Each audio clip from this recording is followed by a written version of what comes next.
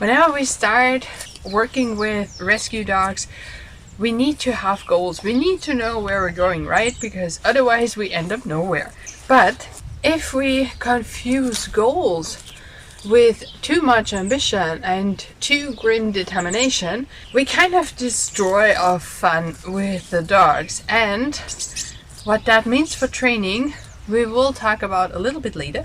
But first, let's see how this looks like for goals. So if we have goals, that's totally fine, right? But if we are too ambitious and we kind of put pressure on the whole thing, we put pressure on our dogs and ourselves to reach these goals, we really lose the fun in everything. And most dogs, most shelter dogs, especially newly adopted ones, cannot really deal with pressure. Everything's new, everything's exciting, and some things are really tricky. So what we really don't need is pressure. So if you have a newly adopted rescue dog, give yourself and your dog time to settle down and give yourself time to get to know that new member of your family. And it can be so much fun. It can be so great to get to know your dog. What kind of character is your dog? Is your dog a brave one or not that brave? Is your dog somebody who likes to do stuff with you or rather does things alone? Is your dog an explorer or not? All those things. And as you get to know your dog even better, you will get a feeling of which goals are realistic and which ones are not, because you need to start with goals that you can actually reach. So you need to tailor them to how your dog is right now. All right? So for example, if you have a fearful dog at home who gets startled every time you turn on any kind of household appliance, right? And bolts through the door whenever you try to vacuum the living room.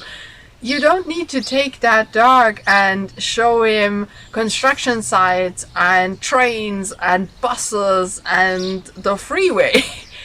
You need to start at home. So if you have as a goal to show your dog the world, that is awesome.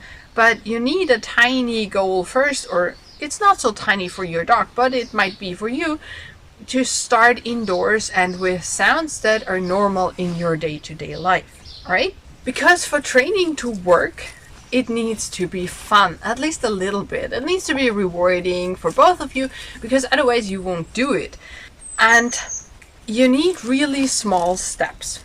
And sometimes when you do really small steps and you see in the process of training that something isn't working, and be prepared to have things not work, because you don't know your dog that well yet, and you can always come across things that you didn't anticipate first.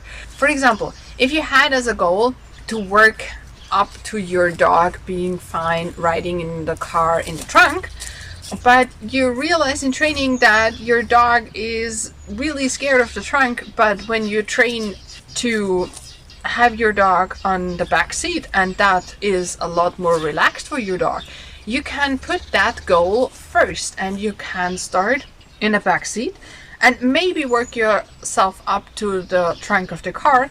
But if you have the back seat and your dog is fine on there, you can at least ride in the car, right?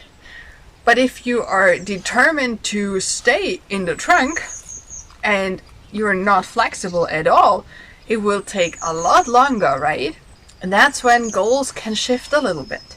And another thing that is really, really important in training, and I cannot stretch this enough, take breaks. I know we can get caught up in things and we want this next rep and just one more and just try to have it a little bit better and just do this one more step. But if you take breaks, it usually works a lot better, because within these breaks, our dogs can process what we wanted from them, and this is where they learn. And we can recap, we can assess what worked well, what didn't, what maybe worked not at all, and why. So we can get at it again with a fresh mind and with fresh motivation, and that is really awesome. And if you want to know how you can introduce new areas and new objects to your dog, click here.